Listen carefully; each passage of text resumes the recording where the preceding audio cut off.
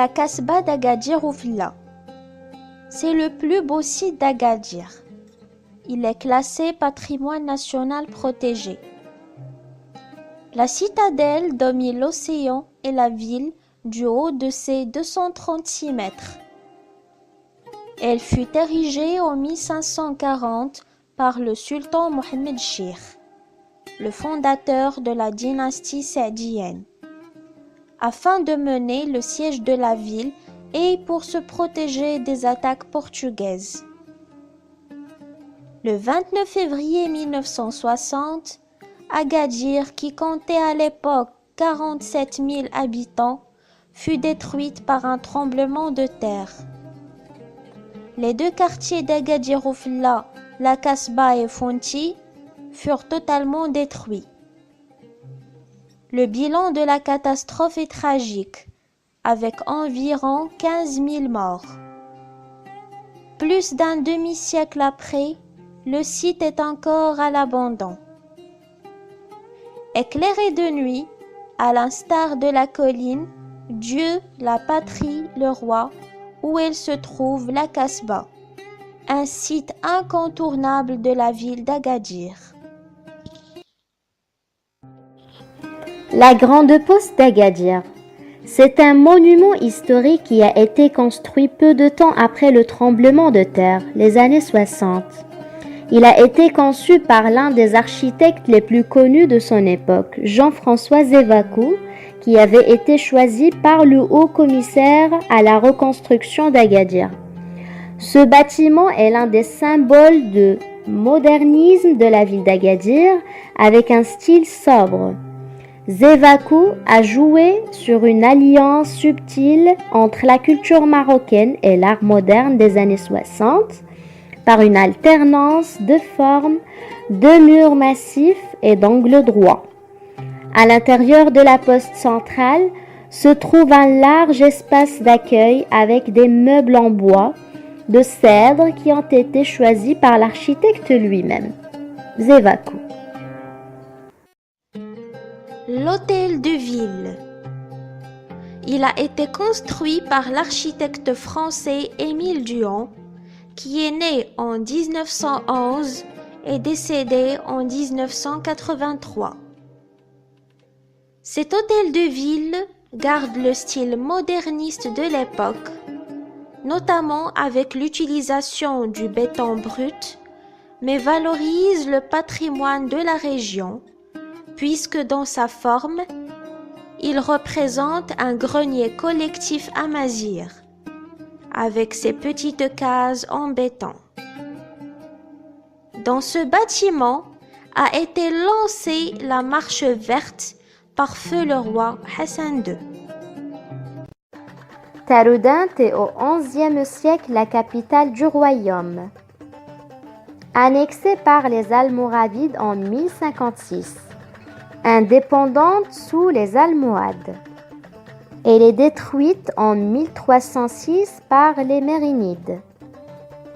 Elle connaît son apogée au XVIe siècle sous l'influence de Mohammed Aïcher, qui en fait sa capitale et une base pour ses offensives contre les Portugais installés à Agadir. Parmi les monuments historiques qu'on peut citer, les remparts. Monuments, sites et zones classés dans la province de Taroudant. Et les remparts entourant le centre de Taroudant. Les portes aussi qui sont coudées et attestent de leur caractère défensif. La plus importante par ses dimensions et par sa situation est la porte dite de la Kasbah. Elle se situe sur le flanc oriental à quelques dizaines de kilomètres de la Kasbah. C'est une porte bastonnée flanquée par deux tours massives. Du côté sud, la ville est desservie par la porte dite Bab Surgan. La tannerie. La ville de Taroudant est réputée pour son artisanat du cuir. Elle abrite l'une des plus anciennes tanneries à l'échelle nationale. On y accède par Bab Targhunt. Les tanneurs de Taroudant sont connus par leur attachement à cet héritage ancestral et continuent à travailler de façon très traditionnelle. Tous les types de peaux d'animaux sont traités au sein de la tannerie, à savoir les peaux des moutons et chèvres, ainsi que celles d'animaux comme le renard et le dromadaire. Bienvenue dans la ville de Tiznit. L'enceinte de Tiznit est une ligne de rempart de 7 km de long et 8 mètres de haut, flanquée de tours au nombre de 56, et percée par 5 portes historiques qui sont Bab Aglo, Bab el-Khmis, Bab Targa, Bab el-Ma'dar et Bab Oulad Jarrar. L'ensemble de ces portes est de tradition alaouite et rappelle très fortement celle de la ville d'Essaouira. Les remparts de Tiznit deviennent un témoin d'une grande civilisation.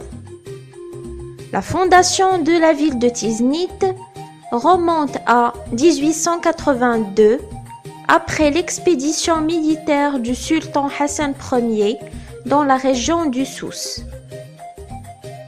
Aujourd'hui, grâce aux travaux de la restauration menés par les responsables, la Casbah d'Arnej change son allure pour devenir tantôt un espace d'animation culturelle et de distraction, tantôt un amphithéâtre qui offre de beaux spectacles aux visiteurs.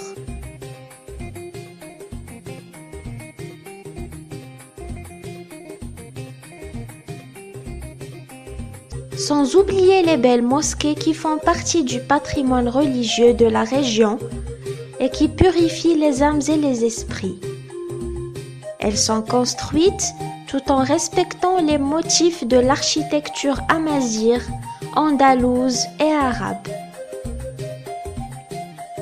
Citons par exemple la grande mosquée qui se situe à l'intérieur de la cité. Ce joyau religieux était un centre scientifique et culturel qui était connu par son rayonnement et ses activités pédagogiques et traditionnelles. La Casbah d'Igiliz, la perle archéologique de Taroudant.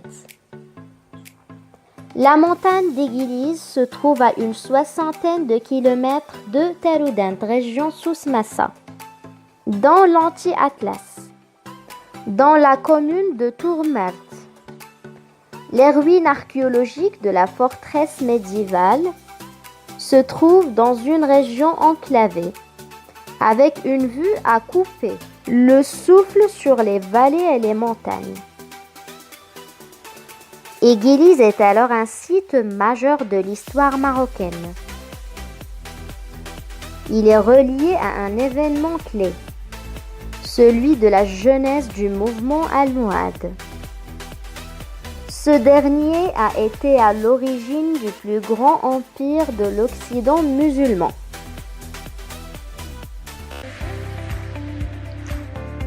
La grotte de Wintimdouin se trouve à 70 km au nord-est d'Agadir. C'est l'une des richesses naturelles et constitue également l'une des plus importantes grottes de l'Afrique et la plus grande réserve d'eau souterraine au niveau de la région. D'ailleurs, l'appellation Wintimdouin, qui signifie grotte des lacs en amazigh, illustre l'existence de lacs au sein de cette grotte.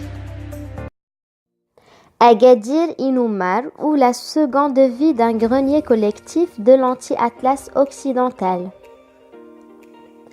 Grâce à sa superficie de 5 hectares, les greniers berbères d'Inoummar constituent le plus grand grenier collectif à l'ouest de l'Anti-Atlas.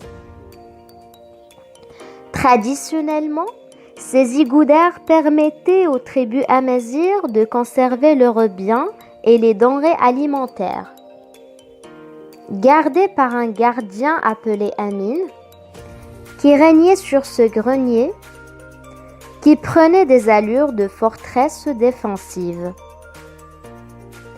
Perché au-dessus de Ouaddourga, ce grenier collectif date de la dynastie alaouite et plus particulièrement du règne du sultan Moulay Ismail. Ses 4 tours, ses 3 châteaux d'eau et ses 2 portes sont toujours placés sous la surveillance de l'amir Mohamed Margot, qui reproduit les gestes ancestraux de l'ouverture et de la fermeture de l'Agadir d'Inoumaj, avec une clé à bois. Le grenier d'Agadir Inoumaj est un site touristique incontournable.